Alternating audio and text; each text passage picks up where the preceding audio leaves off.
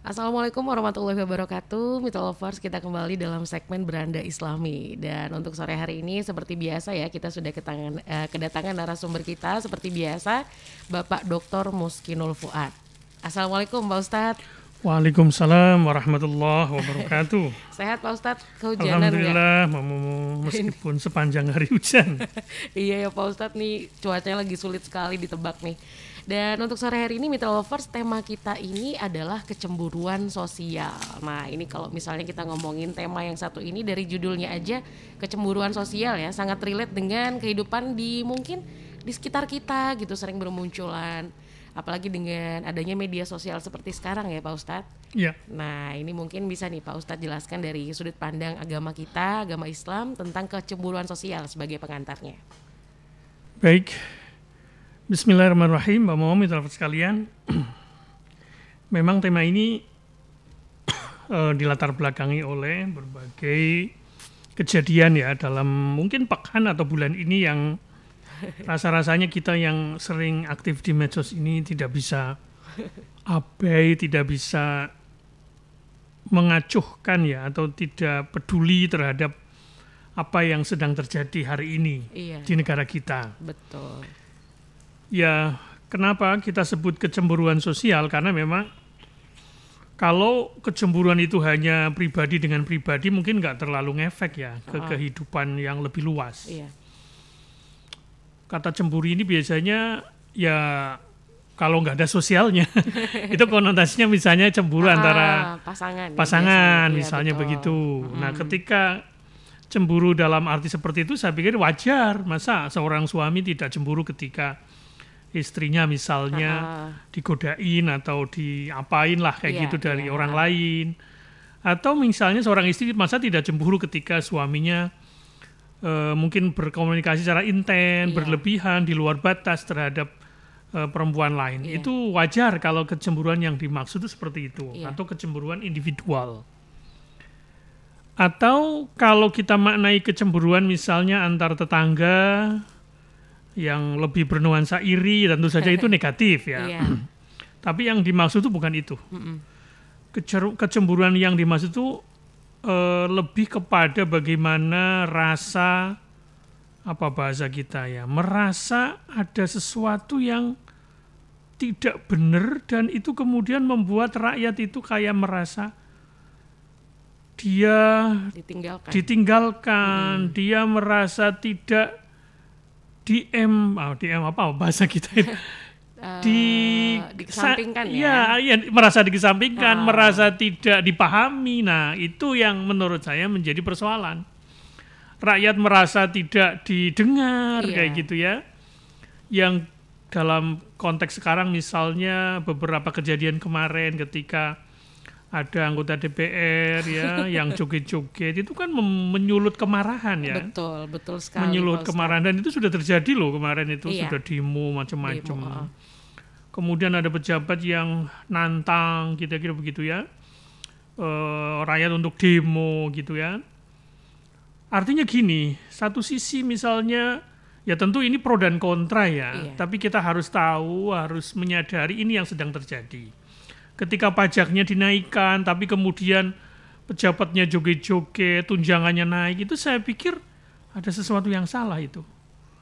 Ketika rakyat demo malah misalnya Presiden memberikan penghargaan kepada mereka-mereka yang kayaknya tidak semuanya pantas, tidak semuanya layak. Ini menurut para cendekiawan, para pengamat, para intelektual kita. Ada yang pantas memang, kita tentu saja ya setuju ketika mereka yang sudah berjasa di masa lalu kemudian mendapat kehormatan bintang Mahaputra. Ada beberapa nama ya. Ya, yang diselempangkan itu. Iya betul. Ya mungkin karena sudah diagendakan ya, tetapi kan masyarakat itu berpikirnya asosiatif itu.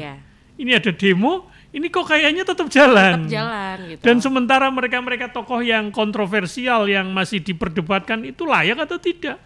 Kok mendapatkan penghargaan pihak atau bintang Mahaputra itu. Itu kayak kok murah banget ya penghargaan itu. Terus rakyat dihargai pakai apa? Sensitif pun tidak. Nah, itulah yang kemarin terjadi. Iya, betul. Ya tentu kita tidak bisa mengeneralisir ya bahwa anggota DPR semuanya begitu, ya kan? Ada yang kepingin, ya mungkin itu kan semacam kemarahan sesaat ya, rakyat mengatakan bubarkan DPR, kemudian malah dia mengatakan rakyatnya tolol, itu kan memancing juga. Memancing. Orang lagi krisis ya, lagi panas, dengan berbagai peristiwa, berbagai berita, berbagai kejadian, malah ditantangin.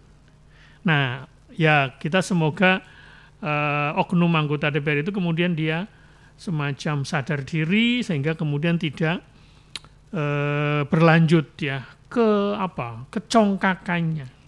Lebih introspeksi ya Pak ya? Nah, ini menurut saya itu yang sekarang sedang terjadi. Jadi melalui acara kita ini, kita ingin berpesan kepada mereka yang sedang duduk di kekuasaan, baik legislatif maupun eksekutif, pejabat, baik di tingkat bupati, gubernur, atau bahkan presiden, tentu saja harus hati-hati sekarang itu. Iya, betul. Jangan sampai rakyat kemudian bertumpuk-tumpuk kemarahannya. Ya, rakyat di sini saya pikir sangat luas ya. Iya. Bisa buruh, bisa petani, bisa siapapun, semua rakyat, terutama yang menengah ke bawah ya, yang barangkali ya hidupnya sedang betul-betul ya sulit lah. Kita harus berempati itu. Jangan sampai kemudian kecemburuan sosial rakyat ini terhadap pejabatnya atau terhadap pemimpinnya itu kemudian menjadi-jadi. Inilah yang kekhawatiran yang patut kita kita perhatikan betul-betul. Jangan sampai kemudian itu meledak. Ini yang menurut saya menjadi problem sekarang yang barangkali sedang terjadi. Jadi kalau sekali lagi kalau kecemburuan itu antar tetangga yang sifatnya mungkin 1-2 orang, suami istri suami, anak dengan anak yang lain, ada istilah jealous ya, anak yang kemudian punya adik itu kan ada kecemburuan. Itu sesuatu yang wajar, nggak terlalu masalah. Iya, betul. Tapi yang menjadi masalah itu ketika kecemburuan terjadi secara massal. Dan yang dimaksud dalam tema kita itu adalah kecemburuan sosial rakyat terhadap pemimpinnya, terhadap penguasanya, terhadap bahasa kita ya leadernya, terhadap pejabatnya, terhadap elitnya, karena terlalu mencolok. Perbedaan ekonomi, gaya hidup, fasilitas, kekuasaan, ya kan? Betul. Mereka-mereka yang dekat dengan kekuasaan, mereka-mereka yang sekarang menikmati kue kekuasaan karena menjadi pendukung atau die-hard. Die-hard artinya pendukung keras ya. Pendukung bahasa kita? Pendukung bahasanya kita itu kayak mati-matian. Itu namanya die-hard. Kemudian mereka mendapatkan fasilitas menjadi staf khusus, staf ahli dan seterusnya. Itu juga terjadi. Mereka para artis yang sekarang menduduki anggota dewan, itu juga kemarin kan, yang joget-joget itu kemudian ada yang jawab, loh kami artis. Itu namanya tidak sensitif. Betul. Dan ternyata ya ada yang minta maaf, alhamdulillah. Dengan kejadian itu juga, di mana kemarin ada kenaikan itu, kemudian kalau nggak salah dikurangi kenaikannya. Bahkan ada anggota DPR yang, saya mau menyumbangkan gaji saya untuk guru, kayak gitu kan. Gara-gara kemarin sempat, ya mungkin itu salah paham ya, saya nggak tahu ya, tapi kelihatannya memang bahasanya beda. Tapi secara tidak langsung kemudian para pengamat menyimpulkan, netizen menyimpulkan guru jadi beban. Nah itu saya pikir ya ada benarnya, ada mungkin ya kesalahpahamannya dari komunikasi. Tapi kan buktinya itu kemudian viral. Dan itu kan saya pikir nggak bisa dibohongi kan, itu kan ada jejak-jejaknya, kata-kata yang secara tidak langsung maknanya itu barangkali itu yang terjadi ya.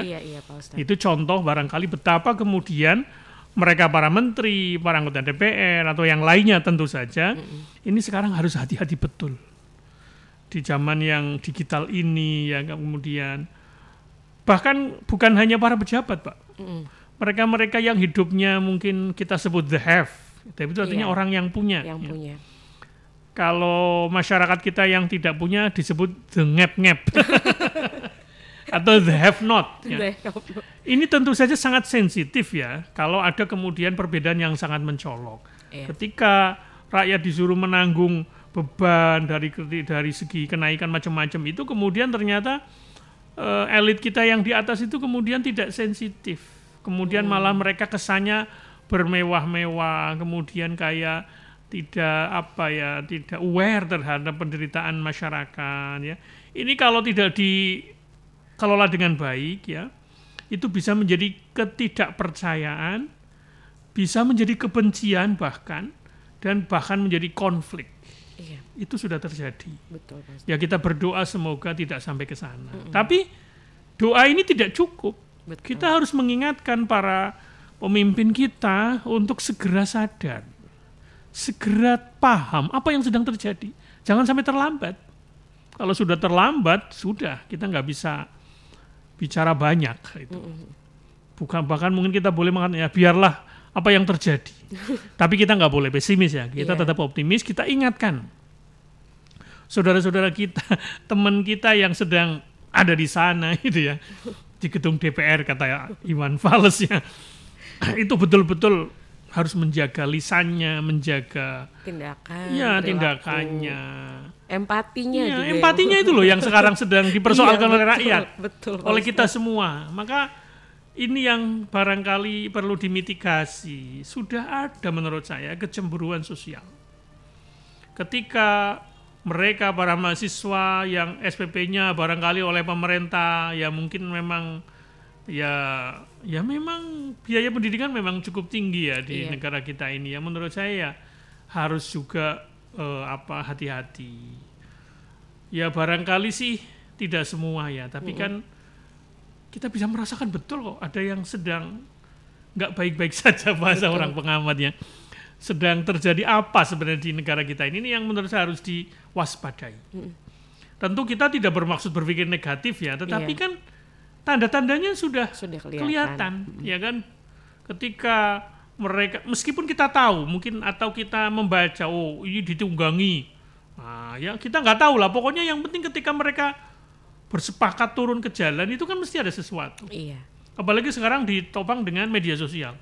Dan ternyata itu sangat bahasanya kalau sudah viral itu dulu. Pejabatnya baru ngerasa. Nah, gitu. Emang kayak gitu sekarang. Nah, itu yang kemudian menjadi persoalan kita menurut saya. Makanya menurut saya ya lagi-lagi kita coba pahami apa yang sedang terjadi.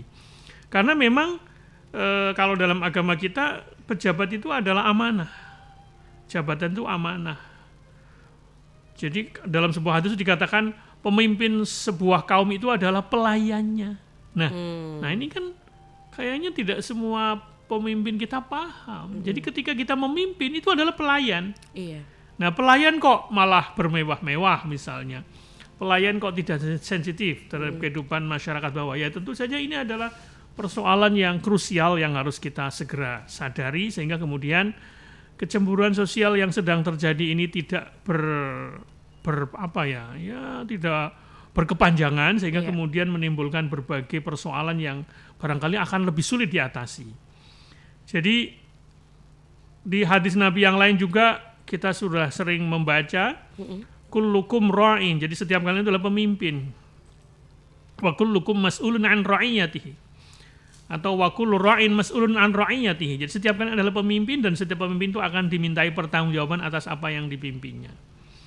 Nah ini menurut saya menjadi bahasa kita ya barangkali pengingat ya untuk semua saja. Mungkin sekarang yang belum jadi pemimpin juga penting untuk memahami besok kalau jadi pemimpin itu udah tahu kita harus bagaimana. Betul. Memang ya barangkali begini, mungkin ada sih pemimpin yang barangkali memang bagus, adil, amanah. Tentu saja kita nggak boleh kemudian masa pemimpin nggak dikasih fasilitas.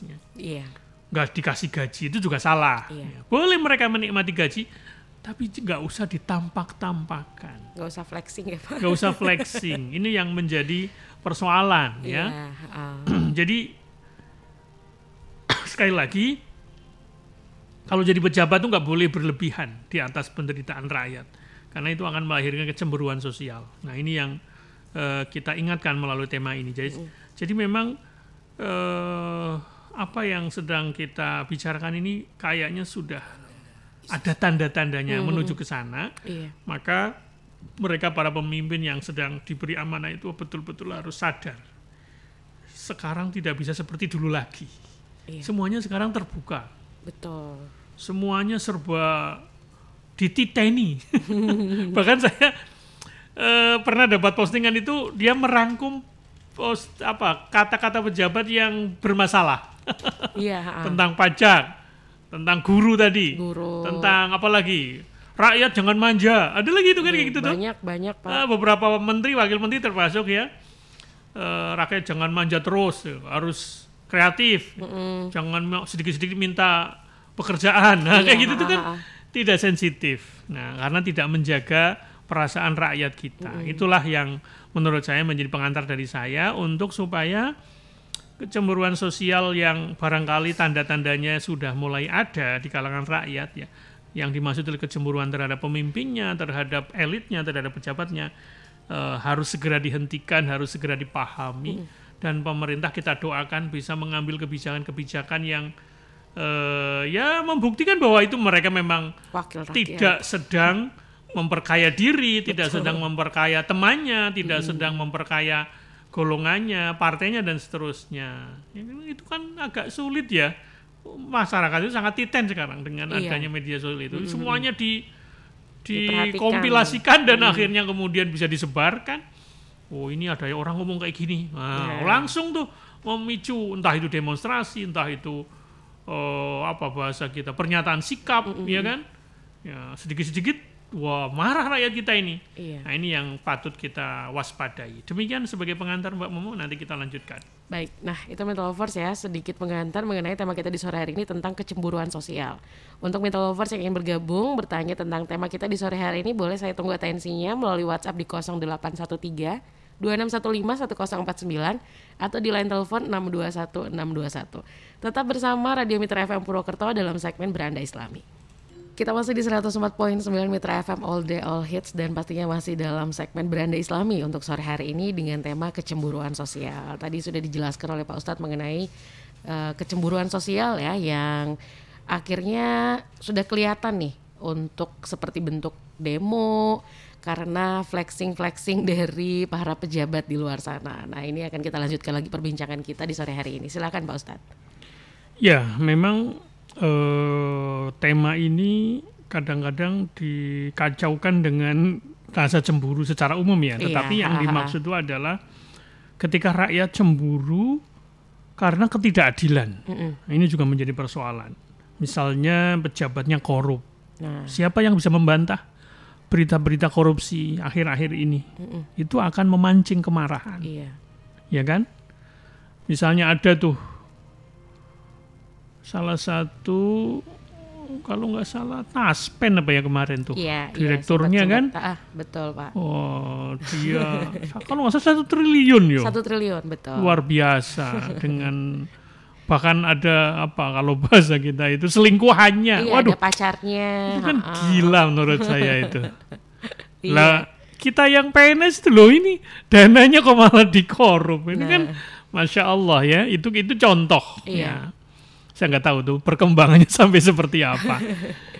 Ya kan, ya, menurut saya Masya Allah ini satu hal yang rasa-rasanya itu sudah terjadi. Ketika rakyat dipertontonkan oleh berita-berita yang saya pikir tidak semuanya hoax ya. Mungkin ada yang berlebihan, ada yang hoax. Tetapi kan itu dikonfirmasi kan, apalagi diberitakan di media mainstream kan, di TV, di radio. Di televisi juga. Ya, itu agak sulit dibantah. Betul. Itu. Ya, sangat-sangat jelas itu kan. Kemudian yang bermewah-mewah ya mungkin termasuk para artis ya, itu juga harus hati-hati, public figure sebenarnya, bukan hanya pejabat saja. Bermewah-mewah sementara rakyatnya masih seperti ini kan, kemiskinannya masih tinggi. Betul. Kalau menurut BPS itu masih 25 juta. Iya. Ya. Nah, mungkin kalau versi lain, kalau angka kemiskinannya ditinggikan ya, angka ada sempat beritanya kan? Pak. Di atas 25 juta kalau begitu kan. Nah, ini menurut saya ya, kalau rakyat kemudian marah itu menjadi sesuatu yang wajar. Iya. Ya, karena seolah-olah kita nggak peka. Bukan peka, tapi pekak. Ini menurut saya, mohon maaf ya, mungkin ini agak keras ya, tapi saya ngomong begini tentu saja karena mewakili suara hati rakyat kita. Apa yang sedang terjadi? Jadi tentu saya sebagai salah seorang akademisi tentu harus tahu ini apa sih yang sedang terjadi. Nah ini patut kita ingatkan. Ya tentu kita tidak kemudian tidak memberi kesempatan. Ya kita beri kesempatan kepada pemerintah sekarang, silakan. Tapi ya kita sebagai rakyat harus mengingatkan. Betul.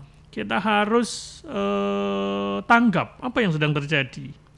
Nah, menurut saya seperti itu. Karena kalau semuanya tidak peduli, ya nanti repot tuh kalau begini caranya. Nah, jadi mereka-mereka termasuk kita, ya mungkin kita termasuk yang tidak terlalu miskin lah ya. Ya menengah, mungkin ada yang menengah ke atas, tapi mungkin tidak jadi pejabat. Ya tidak kaya banget, tapi ya cukup. Ya tentu kita juga harus punya kepekaan nurani, kepekaan, bukan kepekakan ya. Punya empati. Ya? Punya empati.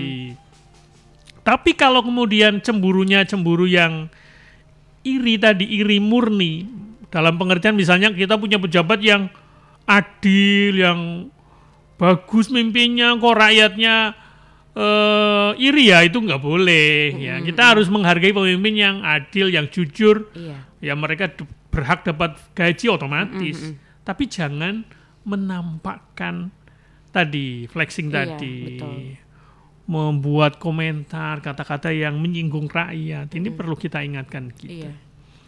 Nah, kira-kira apa dampak kecemburuan sosial terhadap kehidupan kita dalam berbangsa dan bernegara ini? Pertama ada dampak negatif.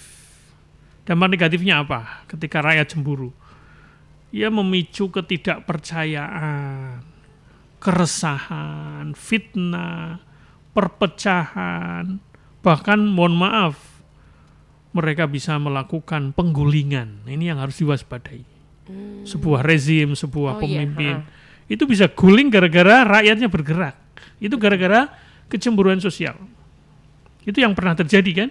Tahun 98 waktu itu kan, dan sebagainya. Tentu kita berharap tidak terjadi lagi.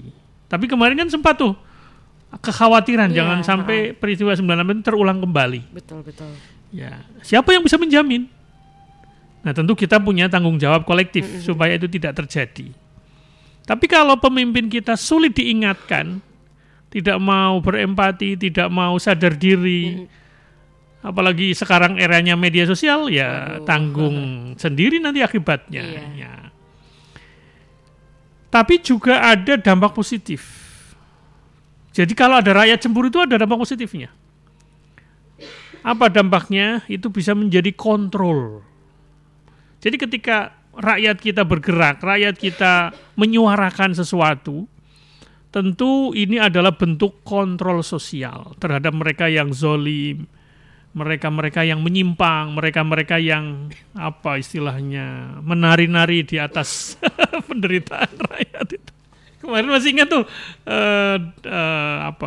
anggota DPR bergoyang, rakyat apa gitu lupa saya. Rakyat jadi apa gitu, meriang kali. Ada videonya itu, anggota DPR bergoyang, rakyatnya jadi meriang gitu. Enggak, itu karangan saya. Saya ingatnya anggota DPR bergoyang, tapi rakyat apa itu saya lupa itu ya. Nah, ini menurut saya kita maknai secara positif. Jadi ketika rakyat kita kecemburuan atau memilih kecemburuan sosial, berarti itu bentuk kontrol supaya pemerintah kita lebih adil, pemimpinnya lebih jujur, lebih amanah. Ya. Tapi ya negatifnya tadi, apalagi sekarang diliput, ya kan menggerakkan banyak orang, banyak profesi ya, semuanya turun jalan. Waduh, itu patut kita khawatirkan itu. Betul. Itu akan terjadi ketidakpercayaan, krisis kepemimpinan dan seterusnya. Nah, terus nanti pertanyaan berikutnya, bagaimana caranya supaya tidak terjadi? Cara mengatasinya bagaimana? Itu nanti kita lanjutkan, Mbak, setelah jeda berikut ini. Oke, biar penasaran. Iya. Sekaligus nanti menjawab pertanyaan dari Mas Adam. Kebetulan pertanyaannya sama tadi yang seperti dikatakan oleh Pak Ustadz nih, Mas Tapi Adam. gini, Mbak, kita boleh netizen atau Mitra Lovers itu juga berpendapat. Oke, boleh. Jangan cuma bertanya, boleh berpendapat. Baik, nah ditunggu nih kontribusinya untuk Mitra Lovers ya, yang memberikan pendapat juga nih mengenai tema kita tentang kecemburuan sosial juga boleh, silakan. Kita sharing bareng di sini ya tentang tema kita di sore hari ini terkait mengenai berita-berita yang sedang viral juga gitu tentang kejadian-kejadian sekarang. Boleh, silakan. Saya tunggu atensinya di 0813-2615-1049 masih dalam segmen Beranda Islami.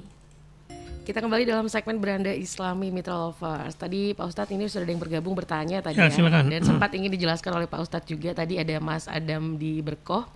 Ini Pak Ustadz, kan sekarang pastinya kita tahu sering banget kelihatan ada orang yang suka menunjukkan kekayaan di depan umum. Gimana caranya supaya masyarakat nggak gampang timbul rasa iri atau cemburu sosial? Nah, silakan nih Pak Ustadz. Kalau kita sebagai yang cemburu, tentu saja kita harus memanage kecemburuan itu. Kalau mereka-mereka yang mungkin kelihatannya mungkin naik kendaraan yang atau makan di tempat-tempat yang tertentu, ya kita, ya kalaupun ada rasa ngiri itu ya di manage. Jadi jangan langsung suudzon. Jadi kita harus tetap memilih, ya memang ya kita memang belum mampu, ya nggak harus begitu. Iya. Itu bukan ukuran. Kita harus punya prinsip, ya. Tetapi kalau kemudian itu dilakukan oleh pejabat kita, nah, itu beda. Dan itu misalnya diduga hasil korupsi misalnya, ya tentu kita boleh menyuarakan ya, kalau memang ada datanya. Tapi kalau tidak ada datanya, kita orang kebanyakan nggak tahu menahu ya jangan. Oh, sama kayak tema minggu lalu. Iya, mirip kan, bersuara. Jadi kita bersuara itu hati-hati juga. Betul. Gitu. Lebih baik diam, ya kita nggak usah ikut-ikutan seperti itu, dan nggak usah kita berkeinginan seperti itu. Kita inginnya hidup semakin cukup, semakin kaya. Tapi kalaupun nanti kita kaya, kita memilih yang sederhana. Insya Allah hidup sederhana itu lebih bahagia daripada hidup yang bermewah-mewah. Itu sudah banyak diteliti ya. Iya. Di berbagai media bisa kita lihat. Saya nanti scroll dulu ya. Saya pernah baca itu. Tapi intinya dari penelitian yang saya baca itu, hidup sederhana itu lebih bahagia daripada mereka yang hidupnya flexing tadi, bermewah-mewah. Meskipun mereka kaya. Jadi kalaupun kita jadi orang kaya, pilihlah cara hidup yang sederhana. Iya. Jangan kemudian mengejar gengsi dan menghambur-hamburkan. Apalagi kemudian itu memicu kecemburuan sosial. Nah, kira-kira seperti itulah ya prinsip-prinsip yang harus kita tanamkan. Sebagaimana kalau di surat Al-Isra itu kita nggak boleh bermewah-mewah. Wala tubadzir tabdzira. Innal mubazzirina kanu ikhwanas syayatin. Nah, jadi prinsip ini juga harus dipegang oleh para pejabatnya. Betul. Kalau kita menjadi orang yang dicemburui, ya tadi kita introspeksi. Barangkali memang kurang pas ya. Di saat begini kita kemudian menampakkan kemewahan. Ya bukan hanya saat begini ya, sampai kapanpun ya. Betul. Kita nggak boleh menampakkan itu. Dengan tujuan tertentu. Menikmati hidup itu tentu boleh, tapi jangan kemudian ya sedikit-sedikit misalnya kita mungkin nge-share ke grup yang kurang pas ya.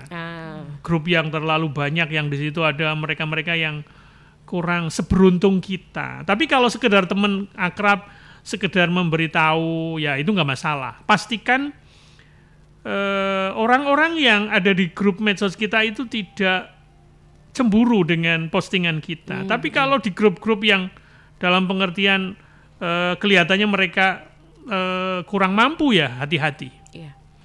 Ya. Betul, Pak Ustadz. Itu termasuk juga menjaga postingan. Itu bagi kita yang merasa hidup berkecukupan, punya segalanya, harus memilih hidup sederhana. Apalagi para pejabat. Ya para pejabat tentu saja punya gaji wajar, punya kekayaan wajar. Tetapi jangan lupa, meskipun itu halal, ya kalau itu memang dari hasil gaji. Tapi kalau nggak halal apalagi.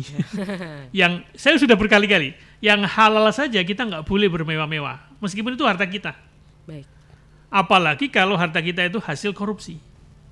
Wah, itu jelas haram itu. Barangnya haram, apalagi bermewah-mewah, haramnya double itu. Sudah asalnya haram, kemudian kita gunakan untuk bermewah-mewah. Nah, itu haramnya 2 kali. Combo lagi itu. Baik, Pak Ustadz. Jadi intinya begitu, tunaikan amanah yang sedang kita pegang, layani rakyat dengan adil, ya. Transparansi, tidak menyalahgunakan jabatan. Itu bagi para pejabat, ya. Tapi bagi rakyat, nah ini tadi kelihatannya pertanyaannya bagi rakyat. Iya, ya kita jangan langsung suudzon juga sih. Kalau ada mereka yang sedang mungkin berperilaku mungkin tidak sengaja ya, mungkin orang yang mungkin entah itu wartawan atau siapapun yang memviralkan ya kita jangan langsung suudzon kalau itu menimpa seseorang yang mungkin kita kenal gitu ya. Tapi kalau bagi pejabat ya memang siap-siap untuk dikontrol. Ya, pejabat tuh begitu, harus dikontrol. Nah, maka bagi kita yang rakyat ya kita salurkan kecemburuan secara sehat melalui kritik yang santun ya, dengan prinsip musyawarah, berdemokrasi, melalui saluran hukum ya kan. Apalagi mereka-mereka yang mungkin kayak semacam perkumpulan atau LSM yang khusus memang didirikan untuk mengontrol perilaku para pemimpin kita ya kan. Kan ada tuh seperti itu, ada ICW, ada macam-macam gitu ya. Ya tentu mereka harus bersuara ya kalau ada hal-hal yang mencurigakan. Kalau bagi kita ya kita hanya laporin aja, lapor ke KPK misalnya ya. Betul. Kita harus menghindari hasad atau rasa iri tadi, fokus pada doa dan usaha untuk memperbaiki keadaan kita. Ya itu motivasi saja. Wah saya juga pingin kayak gitulah. Tapi nanti saya kalau kaya misalnya ya memilih untuk hidup sederhana. Gitu. Artinya bukan hanya para pejabat, ya, kita sesama rakyat, apalagi yang merasa hidupnya berkecukupan juga harus berempati. Betul. Jadi bukan hanya para pejabat saja, kita harus menjaga, menjaga tetangga kita yang barangkali bisa, ya mungkin berprasangka macam-macam. Ya, harus kita juga tetap baik, tetap bergaul dengan mereka sehingga mereka tidak salah paham. Betul. Ya. Kemudian jangan sampai kita kayak mengembangkan ya rasan-rasanan jangan. Apalagi menyebarkan fitnah walaupun kita sudah melihat ya, tapi jangan disebarkan. Ya intinya kita juga harus, kalau bagi rakyat itu kalaupun itu ada praktek-praktek yang kita lihat dari para pejabat kita atau para pemimpin kita yang kurang bagus ya positifnya ya itu kemudian nanti kalau kita pun kritik ya kan boleh, kalau itu kan termasuk hibah yang boleh. Kalau ada fenomena yang itu terkait dengan kepemimpinan atau pemerintahan yang kurang adil, itu kita boleh suarakan ya. Itu tidak termasuk fitnah. Asal ada faktanya. Tidak termasuk hibah maksudnya. Ya, itu positif sebenarnya kalau yang seperti itu. Tapi harus pakai data tadi sehingga nanti pemimpin-pemimpin berikutnya, wakil rakyat kita seterusnya itu lebih hati-hati. Adil, lebih amanah dan seterusnya. Nah, begitu Mbak jawaban saya terhadap Mas seperti Adam ya. Di Berkoh. Ya, nanti kita lanjutkan kembali. Baik. Nanti akan kita lanjutkan lagi ya. Ini juga ada beberapa tanggapan dari para warga. Oke, baik Pak Ustadz. Atau langsung boleh silakan. Oke, baiklah. Ini ada yang bilang nih Pak Ustadz, ini sekalian aja nih belajar sama beberapa negara kayak Norwegia, Finlandia, Denmark. Soalnya di sana itu kan kepemerintahan itu mereka tuh malu Pak Ustadz kalau misalnya menggunakan fasilitas dari yang dibayar oleh rakyat secara terlalu berlebihan. Ya, bahkan para menteri di sana itu naik sepeda ke kantor. Luar biasa. Nah itu, Swedia pun juga sama. Terus ada juga yang bilang, kenapa nggak dicontoh aja nih Khalifah kita, Khalifah Umar bin Khattab. Iya betul. Nanti mungkin Pak Ustadz bisa menjelaskan lebih lanjut lagi ya Pak Ustadz ya. Tapi kita lanjut dulu ke tembang berikut ini, Mitra Lovers, tetap dalam segmen Beranda Islami. Baik Mitra Lovers, nah kita lanjutkan lagi perbincangan kita nih ya di sesi terakhir ini ya Pak Ustadz ya. Sekaligus kesimpulan. Nah, kesimpulan mengenai tema kita di sore hari ini tentang kecemburuan sosial Pak Ustadz. Ya, tadi menurut saya tadi ada tanggapan yang bagus tadi. Betul, Memang kita harus berkaca negara-negara yang kelihatannya, mohon maaf ya, mungkin tidak Islam kelihatannya, tapi ternyata mempraktekkan nilai-nilai Islam. Harus kita akui, negara-negara yang dianggap negara kafir, negara barat ternyata lebih malu ya, lebih berhasil dalam. Nah ini menurut saya menjadi PR buat kita. Tapi kita nggak boleh pesimis ya.